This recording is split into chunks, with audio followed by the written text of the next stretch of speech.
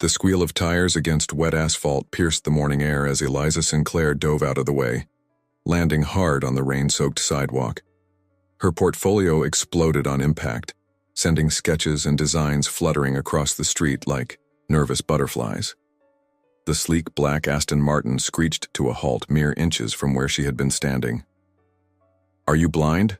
Eliza shouted, her heart pounding against her ribs as she scrambled to salvage her work. The rain was already turning her carefully crafted designs into watercolor abstractions. The driver's door swung open, and a tall figure emerged, seemingly unbothered by the downpour that instantly darkened his impeccably tailored suit. Sebastian Thorne. His face was unmistakable, plastered across business magazines and tabloids alike, stood before her with a perplexed expression, as if it were she who had inconvenienced him. "You ran a red light," she snapped, gathering soggy papers with trembling hands. Sebastian glanced at the traffic signal, then back at her. "I'm fairly certain I didn't, and I'm certain I wasn't attempting suicide by luxury vehicle this morning." The ghost of a smile crossed his face. "You have quite the mouth for someone who just threw themselves in front of a $500,000 car." "Bill me," Eliza muttered, stuffing the last of her ruined portfolio into her bag. "I might just do that," he replied, his eyes lingering on her in a way that made her skin prickle. "What's your name?" "Not interested," she said, turning to walk away. "Wait." His voice carried the unmistakable authority of someone used to being obeyed. To her own annoyance, Eliza stopped. "Your portfolio. Let me replace it. These are original designs, they can't be replaced." Sebastian produced a business card from his pocket, somehow still crisp despite the rain. "Call this number. My assistant will arrange a meeting." "Why would I want to meet with you?" Eliza asked, but took the card anyway. "Because I'm Sebastian Thorne and I never offer second chances." He slid back into his car with the fluid grace of a predator. "Also, you're bleeding." Eliza looked down at her scraped palm, rainwater mixing with blood in pale pink rivulets. When she looked up again, the Aston Martin was already disappearing around the corner. The hospital room was too quiet, save for the rhythmic beeping of monitors that had become the soundtrack to Eliza's life these past months. Her mother, once vibrant and full of life, now seemed to sink into the sterile white sheets. "How was your interview?" Margaret Sinclair asked, her voice thin but her eyes still sharp. Eliza forced a smile. "Rescheduled. There was a transportation issue. You can't keep missing opportunities because of me, sweetheart." "Mom, please, not this again." A nurse entered, her expression grim as she handed Eliza a thick envelope. "This just came from billing." Eliza's stomach dropped as she scanned the contents. The experimental treatment her mother needed had been denied by insurance. Again. The figure at the bottom of the page made her dizzy. $1.7 million. "Everything okay?" her mother asked. "Perfect," Eliza lied, tucking the paperwork away. "Just some paperwork to fill out." Later in the hospital cafeteria, Eliza emptied her wallet onto the table. $43 and a collection of coins. Her phone buzzed with a text from her landlord, "Rent overdue, final notice." She laughed bitterly, reaching for her coffee. Her fingers brushed against something in her jacket pocket. Sebastian Thorne's business card, slightly warped from the rain but still legible. "Desperate times," she whispered to herself, punching the number into her phone. The response was almost immediate. A meeting was set for tomorrow at Thorne Tower. Eliza had no idea why a billionaire would want to meet with her, but at this point, she had nothing left to lose. When she arrived at the imposing glass skyscraper the next morning, Sebastian was waiting in his penthouse office, framed by floor-to-ceiling windows that showcased the city like it was his personal playground. "Miss Sinclair?" he said, not looking up from his desk. "I was beginning to think you wouldn't call. You almost killed me. I figured the least you could do was buy me a coffee." Sebastian finally looked at her, amusement flickering in his steel-gray eyes. "Coffee? Is that what you think this is about?" Eliza shifted uncomfortably. "Why am I here, Mr. Thorne? I had you investigated," he said casually, as if commenting on the weather. Talented designer, struggling financially, mother with stage 4 lymphoma, requiring experimental treatment not covered by insurance. He tapped a file on his desk. Mounting hospital bills, eviction notice. Eliza felt the blood drain from her face. That's private. Privacy is a luxury, Miss Sinclair, one you can't afford." Sebastian stood, circling his desk to lean against it, uncomfortably, close to her. "I have a proposition for you. I'm not interested in becoming your charity case." "Good, because I'm not in the charity business." His eyes locked with hers. "I'm proposing a contract, marriage, to be specific." The world seemed to tilt beneath Eliza's feet. "Excuse me?" "1 year of marriage. In return, I'll cover your mother's medical expenses, all of them, and set you up with your own design studio afterward." "Why would you?" "I don't understand." Sebastian's expression hardened. "My reasons are my own, but rest assured this arrangement would be beneficial for both of us." "This is insane," Eliza whispered. "You don't even know me." "I know enough." He handed her a thick document. "The contract. Read it. You have until tomorrow to decide." As Eliza left the tower, contract clutched in her shaking hands. One thought echoed in her mind. What kind of man offers marriage as a business transaction? And what kind of woman would be desperate enough to accept? She already knew the answer to the second question. Eliza sat cross-legged on her worn couch, the 30-page marriage contract spread before her like a battlefield map.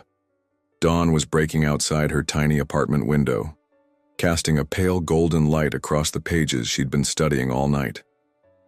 "Page 27, she muttered, circling another clause. "Required public displays of affection, within reason."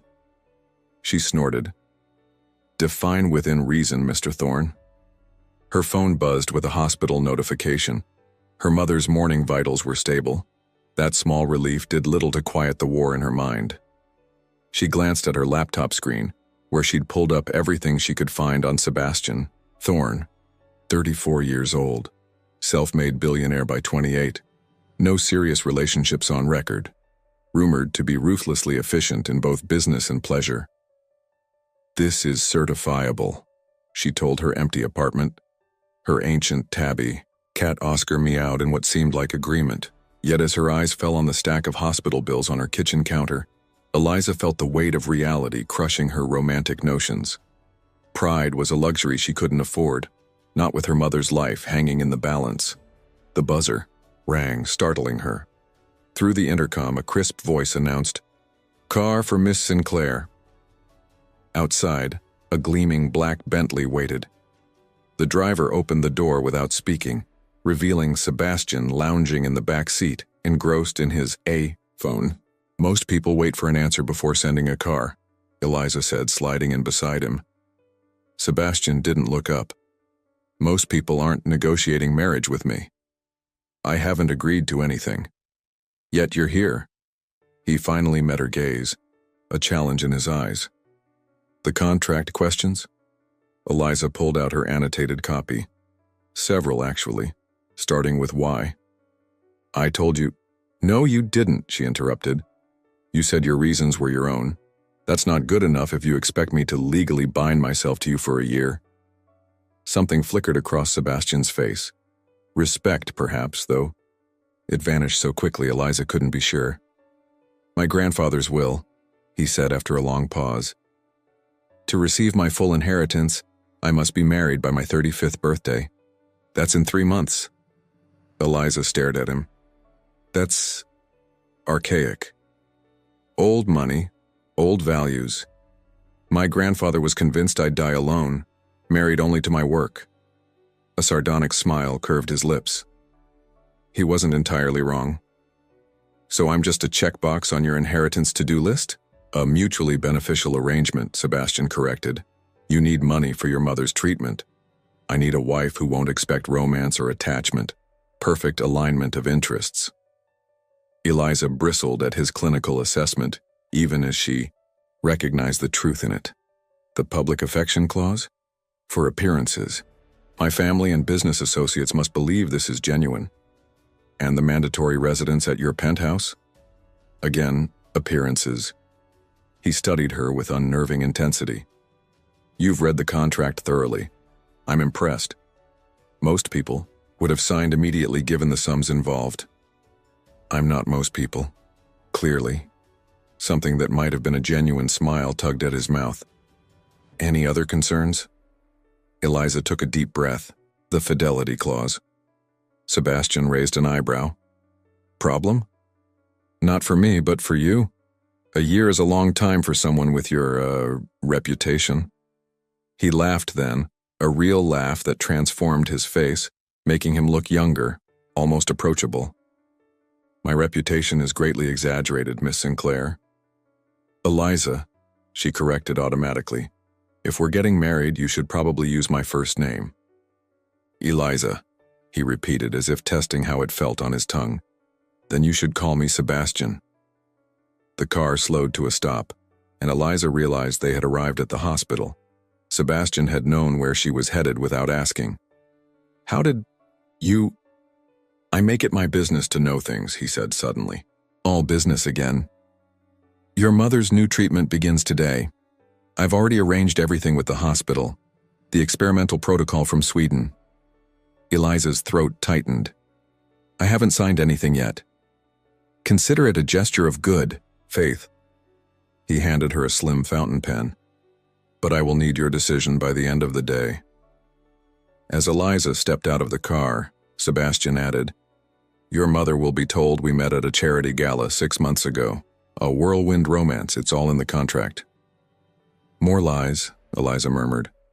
Think of it as a script, Sebastian replied. One with a very happy ending for your mother.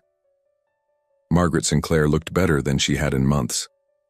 The new treatment was already working, or perhaps it was the hope shining in her eyes as she studied the enormous bouquet of lilies that had arrived that morning. Tell me about him, she insisted, clutching Eliza's hand. Sebastian Thorne. I've seen him in magazines. How did you keep this secret from me? Eliza forced a smile, reciting the story Sebastian had crafted. A chance meeting at a gallery opening. Coffee that turned into dinner. His unexpected interest in her designs. He's not what you'd expect, Eliza said, surprising herself with the truth in those words. When can I meet him? As if summoned by the question, Sebastian appeared in the doorway, looking less like a corporate shark and more like a man visiting his future mother-in-law, casually elegant in a sweater that probably cost more than Eliza's rent. Mrs. Sinclair, he said warmly, crossing to take her hand. I've been looking forward to meeting you. Eliza watched in astonishment as Sebastian charmed her mother, discussing her favorite books and music with seemingly genuine interest. He sat for over an hour, never checking his phone once, asking questions about Margaret's life as an art teacher with real curiosity. When a nurse came to administer Margaret's treatment, Sebastian excused himself, promising to return soon. I see why you fell for him, Margaret whispered after he left. The way he looks at you when you're not watching, like you're a puzzle he can't quite solve. Eliza's heart stuttered. He looks at me? All the time, darling. Her mother smiled, knowingly. And you look at him too.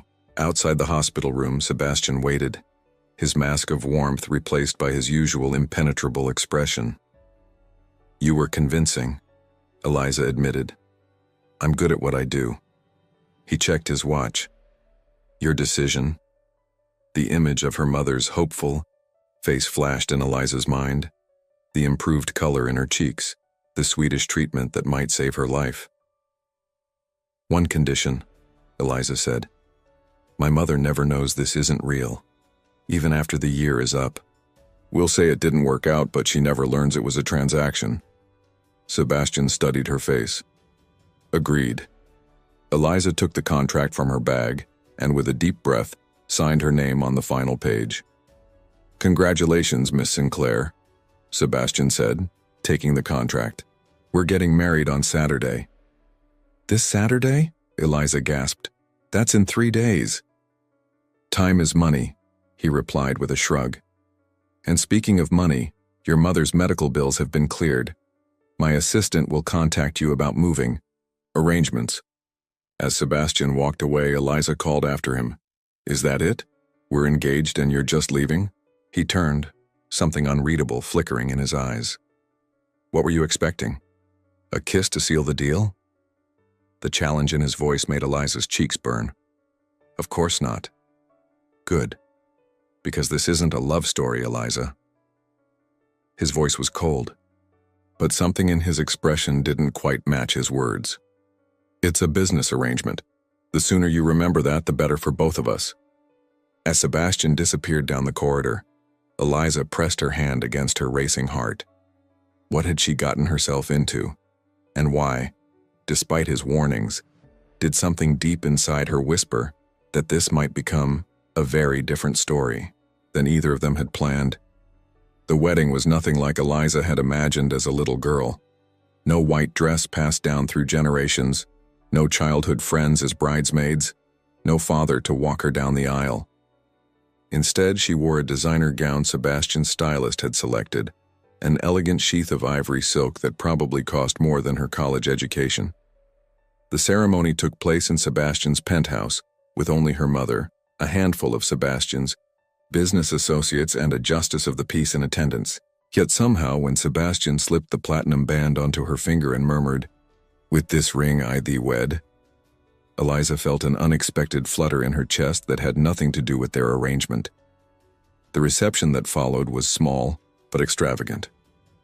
Margaret Sinclair, looking stronger than she had in months, beamed at Eliza from across the room.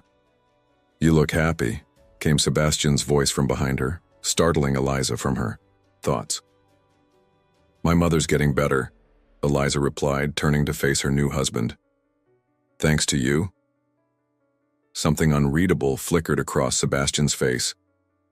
"Don't thank me, it's a transaction." "Right," Eliza said, her smile faltering. "Just business." "Mrs. Thorne," called one of Sebastian's colleagues, raising a champagne flute. "How does it feel to have tamed New York's most notorious bachelor?" Before Eliza could respond, Sebastian's arm slid around her waist, pulling her against him. "I'd say I'm the one who got captured," he said smoothly, his fingers tracing small circles on her hip. "Eliza sees right through me. It's terrifying." The gathered guests laughed appreciatively, completely taken in by the performance. "You're good at this," Eliza whispered, when they were alone again. "Section 12, paragraph 3 of our contract," Sebastian replied. "Public displays of affection shall appear genuine and spontaneous." "Of course, the contract." Eliza pulled away slightly. "I'm going to check on my mother." Later that night, after the guests had departed and Margaret had been settled in the guest suite down the hall, Eliza stood awkwardly in the master bedroom, surveying the king-sized bed. "I'll take the couch," Sebastian said from the doorway, already loosening his tie. "There's a perfectly good guest room," Eliza pointed out, "which your mother is occupying." He shrugged out of his jacket. "The couch is fine." "This is ridiculous. The bed is the size of my entire apartment. We can share it." Sebastian raised an eyebrow. Section 15, paragraph 2. No physical intimacy shall be required or expected. "I'm not propositioning you," Eliza said, feeling her cheeks warm. "Just being practical. Besides, my mother might come in. What kind of newlyweds sleep separately?" Sebastian considered this. "Fine, but stay on your side." Hours later, Eliza lay awake, acutely aware of Sebastian's presence on the other side of the bed. His breathing had evened out, suggesting he was asleep, but something told her he was just as awake as she was. "Why me?" she asked suddenly into the darkness. "You could have hired anyone for this. Someone with social connections, someone from your world." For so long there was silence that Eliza thought he might really be asleep after all. Then his voice came, low and thoughtful. "You were genuine. When we met, you didn't know who I was, or you didn't care. Do you know how rare that is in my life?" A pause. Also, I nearly killed you with my car. Seemed only fair to make you my wife. Eliza couldn't help but laugh. That's terrible logic. I'm known for my business acumen, not my romantic gestures. Clearly. She rolled onto her side, facing him in the darkness. Good night, Sebastian. Good night, Mrs. Thorne. 6 months into their marriage, something had shifted. What had begun as a cold business arrangement had developed into something else. Not love, Eliza told herself firmly, but not nothing either. Sebastian had surprised her in countless small ways.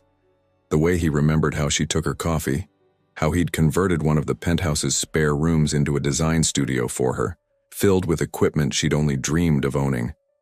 The way he actually listened when she spoke about her creative process, asking questions that showed genuine interest.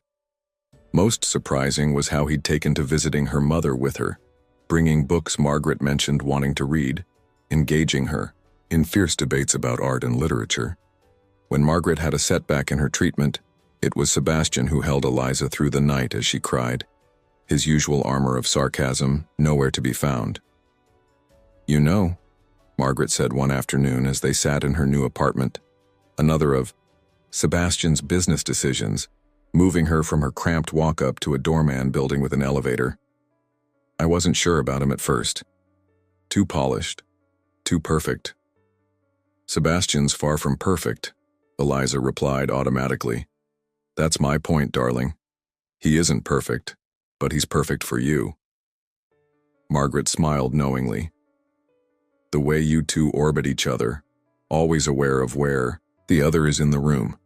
That can't be faked. Eliza swallowed hard. Mom, I know you probably thought I'd disapprove. The whirlwind romance, the age difference, his wealth. But love doesn't follow rules, sweetheart. And what you two have is the real thing. The real thing. The words echoed in Eliza's mind that evening as she prepared for the Thorne Industries charity gala, their first major public appearance as a couple. Sebastian had been distant all week, buried in work, barely speaking to her except to confirm details for tonight. The gown he'd had delivered was stunning, a deep emerald that made her eyes look like jade. As she fastened the diamond necklace, he'd left in a velvet box on her vanity. For appearances, the note had read, Eliza faced an uncomfortable truth. Somewhere along the way, she'd fallen in love with her husband. Her temporary, contractual, emotionally unavailable husband. When Sebastian finally emerged from his home office, his eyes widened almost imperceptibly at the sight of her. You look, he began, then cleared his throat. The dress is suitable. High praise, Eliza muttered. In the car, Sebastian was unusually tense. There will be press, he said. Lots of questions about our relationship. I know the script, Eliza replied, staring out the window. That's not... Sebastian ran a hand through his hair, a rare gesture of uncertainty. There's something I need to tell you. But before he could continue, they arrived at the venue, immediately surrounded by photographers and reporters shouting questions. Sebastian, over here. How's married life treating New York's most eligible bachelor? Sebastian's arm went around Eliza's waist, his public persona slipping into place seamlessly. Being married to Eliza is the best decision I never planned to make, he said, his practiced charm on full display. The gala was a blur of introductions and small talk. Eliza played her part perfectly, laughing at the right moments, touching Sebastian's arm affectionately, sharing the story of their whirlwind romance with practiced ease. It was during a quiet moment when Sebastian had been pulled away by a business associate that Eliza overheard a conversation that froze her blood. Grandfather's will was just a cover story, a woman in a glittering gold dress was saying. The real reason is the Takahashi merger. They wouldn't do business with him unless he settled down. Too many scandals with their female executives. The marriage is just for show until the deal closes next month. Poor girl probably has no idea, her companion replied, though the settlement must be worth it. Eliza felt as if all the air had been sucked from the room, a lie within a lie. Not for his inheritance, but for a business deal, and it was nearly complete. She was searching for the exit when Sebastian found her, his expression concerned. "Eliza, what's wrong?" "The Takahashi merger," she said flatly. "That's the real reason, isn't it? Not your grandfather's will." The color drained from Sebastian's face. "I can explain. Don't bother. I'm going home." She turned to leave, but Sebastian caught her arm. "Not here," he said, his voice low. "Please." Back at the penthouse, Eliza paced the living room, still in her emerald gown. "Were you ever going to tell me? Or just serve me divorce papers once the deal closed?" "That's not..." Sebastian loosened his tie in frustration. "Yes, the merger was the initial reason, but things changed." "What changed, Sebastian? The contract? Because I don't recall seeing actual honesty in any of the clauses." "I changed," he shouted, shocking them both with his vehemence. "I changed. Eliza, I didn't expect this. Any of this." He gestured between them, his composure cracking. "I didn't expect you." Eliza shook her head, tears threatening. "More lies." "No." Sebastian moved closer, his voice dropping. "The lie was pretending this was just business. The lie was telling myself I wasn't falling in love with you." Eliza's heart stuttered. "What did you say?" "I love you." The word seemed to surprise him as much as her. "God help me, I love you, Eliza. I think I have since you yelled at me in the rain. But the contract, tear it up. Burn it." He took her hands in his. "The merger closed last week. I didn't tell you because I was afraid you'd leave, that you were just fulfilling your obligation." Eliza stared at him, searching his face for any sign of deception. "How do I know this isn't just another performance?" Sebastian released her hands and stepped back. "You're right. You don't." He walked to his office and returned with a document, their marriage contract. "Here, you're free. Your mother's treatment is paid in full. The design studio is yours. The apartment too, if you want it." He placed the contract in her hands. "You owe me nothing, Eliza, but I owe you the truth. I love you. If you want to stay, stay because of that, not because of any contract." Eliza looked down at the document that had brought them together, then back at the man who had unexpectedly captured her heart.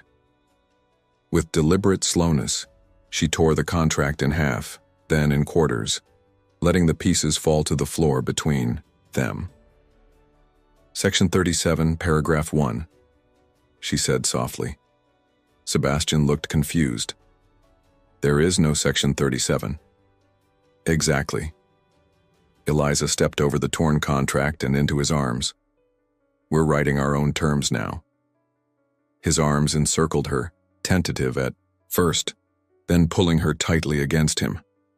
"And what would those be, Mrs. Thorne?" "For starters," Eliza whispered, her lips inches from his, "that this is no longer a business arrangement." Sebastian's smile was unlike any she'd seen before, open, genuine, a little vulnerable. "I think I can agree to those terms." As his lips finally met hers in their first real kiss, not for show, not for appearances, but for themselves alone, Eliza realized that sometimes the finest print in any contract is the part that's never written down. The part where two people who are pretending not to fall in love forget they're pretending. Epilogue. 1 year later, Margaret Sinclair sat in the front row of the small chapel, tears of joy streaming down her face as she watched her daughter and son-in-law renew their vows. "I still don't understand why you wanted another wedding," she told them at the reception afterward. "The first one was lovely." Sebastian and Eliza exchanged knowing smiles. "The first one was missing something essential," Sebastian said, his arm around Eliza's waist. "Not for show, but because he couldn't bear not to touch her." "What's that?" Margaret asked. Eliza leaned into her husband's embrace, remembering the contract that had brought them together and the love that had torn it apart. "The right paperwork," she said with a laugh. "But we figured it out eventually."